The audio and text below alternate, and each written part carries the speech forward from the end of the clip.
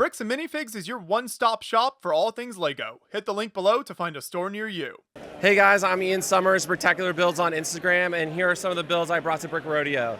So over here we have Interstellar. I really love the movie. We got Tars and Cooper, and they're on the snowy planet. You can actually position Tars' arms, so it's like to position like he's going through. So Tars was the easy part. The astronaut was pretty difficult, trying to make a character, make him position like that. And the head was also difficult. I can actually take it off for you right here. To fit all of this in this small area was pretty difficult, but it was a lot of fun. It was a good challenge. You got a minifigure leg for his nose. You know, you got to do Matthew McConaughey right, you know? Do him justice. So this was a lot of fun to do. And you can position his head how he wants, turning, so. So is this kind of a newer challenge for you in building a human figure like this? Sure, yes. This was a very difficult challenge. I was originally just going to build Tars, but it seemed too simple just because he's really blocky. He's basically made out of Lego. Like he's asking for it. So the astronaut was adding a challenge of difficulty, and the landscaping was also, I haven't really done that before, so I was using a lot of snot techniques and slopes, just trying to make it seem natural. How did you incorporate the lettering and some of the details in Tars So the here? lettering was really fun. So it's using like Lego parts, but also I cut stickers from the Fiat set. I think it was the suitcase, had that like nougat color. So I cut, so like for this S to connect the plates, I used it there. And then there's cheese slips here, but to get that thin one right there, that's a sticker. So I was like fusing stickers with parts to make it seem as good as possible. Yeah. And then I, for the lettering right here, I actually cut stickers from the DeLorean, the DeLorean set. So you got like brown and all these things about the DeLorean. So if you look closely, it's kind of funny. So it's all purist Lego still that? Yes, for sure. I like to, even if it's cutting stickers, it's still somewhat has Lego a part of it, you know? Okay. And then over here we have this coffee maker. This was a lot of fun. I used the typewriter piece from right here. And then this sideways, it's like the windscreen, but it looks like the handle. And then like these blue pieces clear to look like the water's filling up. And if you actually turn this knob, it fills up the coffee. So you never run out of coffee. And I can actually take this off to show you how the mechanism works. It's just, here we go. So it's just a linear motion. It just picks it up and then puts it back down. So that's how that one works. Perfect. It's like simple but very effective. Yes, it does its job. And then over here we have the owl. This was a really fun build to make. I had a lot of fun putting it together. I used a lot of the pieces from the Grogu set, the dark tan, which was on all the slopes to make like his cloak and stuff. So it really came in handy on this build. And I wanted to position him on a dynamic pose, like on the branch. So it's like, but there's actually a Technic beam running through that goes through him. So it's like, it's pretty sturdy. And his claws are actually Chima mammoth heads with the claws. So it was really fun to make that. And then his beak is actually Robin Hood's head. And you can turn the knob on the back and he can go all the way around. This is what it looks like on the back. So he's even got his little tail. And then also great example of some difficult sculpting work in there. Yes, I've been really trying to push myself with that. So if you look, like the front is kind of like, I use the studs as like to give him that fuzzy texture, but then on the wings I try to use slopes to make it seem like the smooth part of the wing. So it's like I'm using the studs as in my advantage for this build.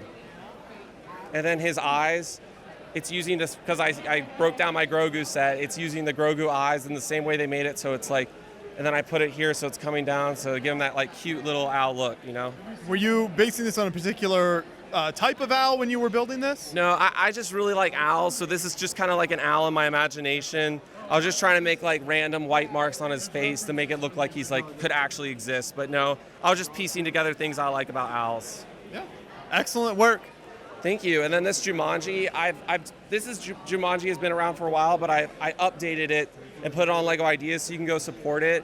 I made it a lot more detailed. So we got the monkey here, the hunter, the rhino, the elephant, got the spear going through, and it opens here so you can do that. And you got the lettering on the side, and I used the train track pieces from Home Alone to get that detail. And because we rolled an 8, he's actually stuck in the game, but we can free him.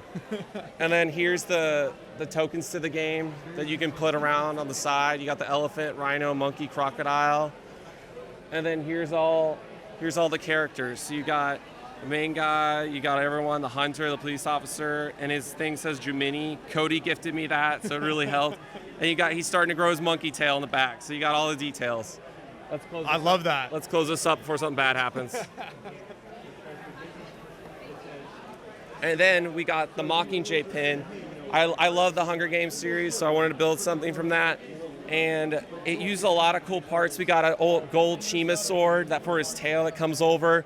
And we got this spear. The hardest part was his head.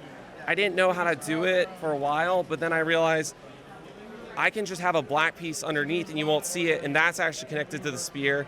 And then the beak is connected to the spear, and then this tooth piece is actually the neck. So a lot of people use the tooth piece as like the beak, but then I flipped it over, and then that curve.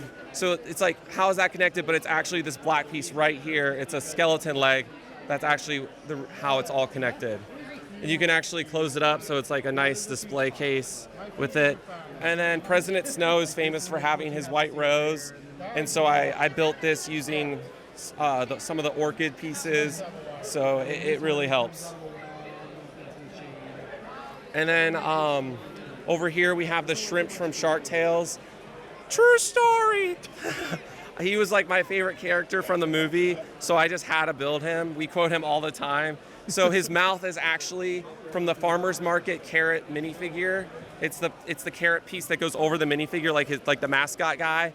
And it's his mouth, so it looks like his lip, and it works perfectly. You got flippers for his nose, and yeah, I know I had to bend the antenna pieces, but it's worth it, I think. It gets the job done. And he's also using Grogu's eyes for those big, adorable eyes, and he's got the tail. He's suspended on this clear dish behind him, so it kind of gives him the look like he's almost in water, like swimming around, like begging sharks not to eat him. And he's got back here using the new hot dog nougat color. So this one was also pretty difficult to get in that face to make him look adorable and know what he is and stuff. And you got rubber bands around his arms that just go around. So yeah, this was a passion project for me because I just love the character, and he was my childhood. So have you had other people at the show here coming up and recognizing him? Either you're like, who is that, or you're just drop dead laughing, like taking pictures, like. So if you know, you know. It's kind of one of those things.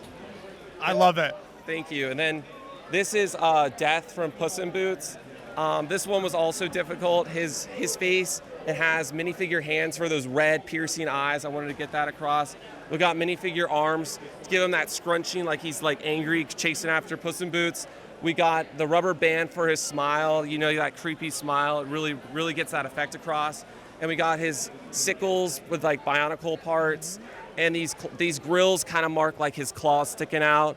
And how he's standing, there's actually a Technic piece going all the way through. So these legs, they're just for show. So he could stand without them, but it was pretty difficult to get him to have that like that scary look with Lego compared to the shrimp. So you're not always necessarily building like a fully posable character if it's just for display. Yes. I kind of just give him that action pose, and yeah. And so this one is a mosquito, the Texas mosquito. There's a 1-to-1 scale right here. So yeah, he's sucking blood, and then it's going to his belly, and I can actually pick it up for you to show you the details. So these consist of like windscreens, 2 windscreens that are put together using clips, and then you got this bionicle piece that I was really proud of how it like goes from contrast from the black into the wings. It makes it look like an actual bug. And I use these hair pieces that make it look like he's got those insect creepy eyes. There's a katana for, to get the job done. We got these crowbars for his antennas. This spider that has the legs sticking out like he's got that fuzzy, creepy head. And yeah, this was a very. When my friends asked what I'm building and I said it, it seemed very, very weird, but I had to, No, I love the variety of what you have here. I think that's what always makes your work so much fun is you never know kind of what direction you're going to go in. Neither do I. So this is the tank from Ant-Man. It's like the keychain, and he's got the shrink PIM disc that he throws to like make it smaller or bigger. So that was a lot of fun to make. And then We got Mo from Wall-E with the light up head, that he's chasing after him, foreign contaminant, all that jazz. And we have this vintage telephone with the rotary telephone. It's also on Lego Ideas, and you can actually it rotates, so wow. Which is really cool. And it was really difficult to make the cord because I was trying to figure out how do I make that coil look instead of just using flex tube, because that's the iconic part of the phone. And then it hit me. I was like, these would work perfect. It's just the life preserver pieces with flex tube going through, and then it gives that perfect, like it's coiled up, but it's really just those pieces, and it works perfectly. Mm-hmm. And then we got the new phone that all the kids recognize, not this one, and it's the dead iPhone. So we got the cord, and when these pieces came out, I was like, that looks just like the iPhone block, And so we got the cord going all the way through, and then you can actually unplug it, and you got the dead iPhone. There's a bracket sticking around here, so then the rubber band, it gives that perfect lip, so the rubber band to wrap around.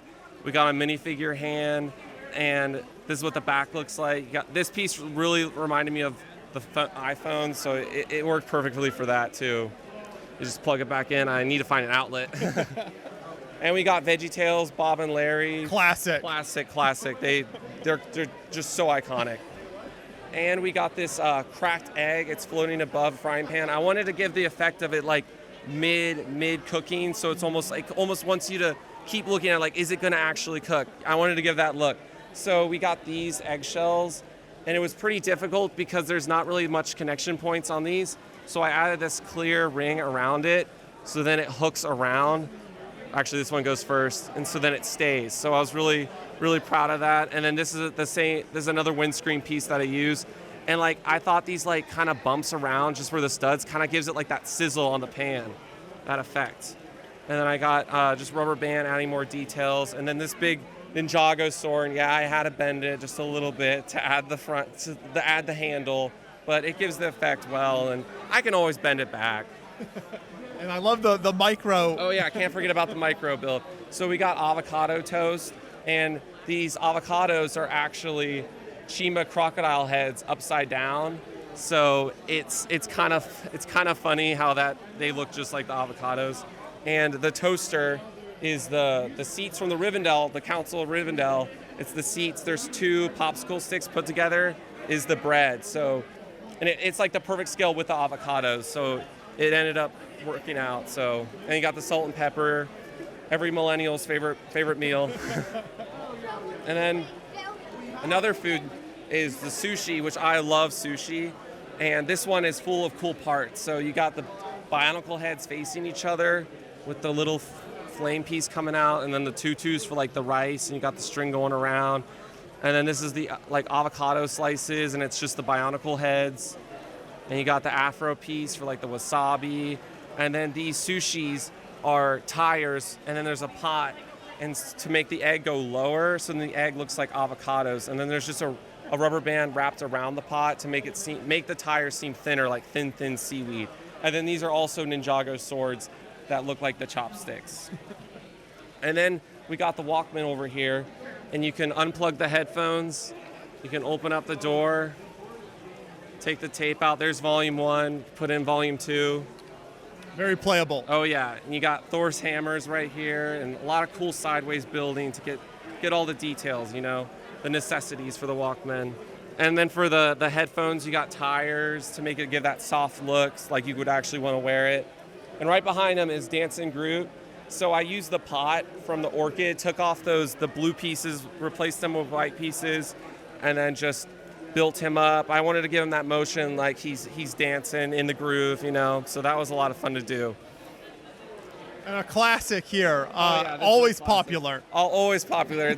There was one lady who came up and she had like a cut eyebrow, and she told me, she was like, yeah, my friend did this when she was a kid. It was just like, I get so many crazy stories of like, I didn't realize how relatable this was to everyone. And you can take it out. I've actually updated it since the last version.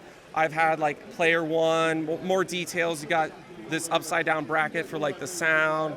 You got these for the controllers, upside down. And to get this color in a bar, I used a hairbrush. And you can see it right there to show. And there's another hairbrush in there right there to give that extra detail. And then the nail clippers right here, are actually their visors. So when I first saw that piece, I was like, I gotta build some nail clippers. So yeah. Spectacular work here as always. I love coming to Brick Rodeo every year and seeing what you bring out. Both the classic builds as well as the new stuff. Like we said earlier, it's always something different. So what can you tell us about plans for the future? Do you have other ideas in the works? Not right now, but I really want to. I've been building characters and I really enjoyed that. So I might start building more characters or creatures or animals because it's a lot of fun to do that kind of stuff. But I'll always stick to the pop culture one-to-one scale stuff because I enjoy that. But I find pride in like the character building too. And for people who are fans of these builds, which ones are on Ideas if they want to support those, and where can they find the rest of your work? Okay, so the Jumanji and the telephone are on Lego Ideas, and my Instagram is Spectacular Builds. So if you click on that in my bio, it has a link to both things to vote for, and I really appreciate it. We're past 5,000 on both, so we're halfway there. Perfect. Keep up the great work, and can't wait to see what you do in the future. Thank you. I appreciate it, guys.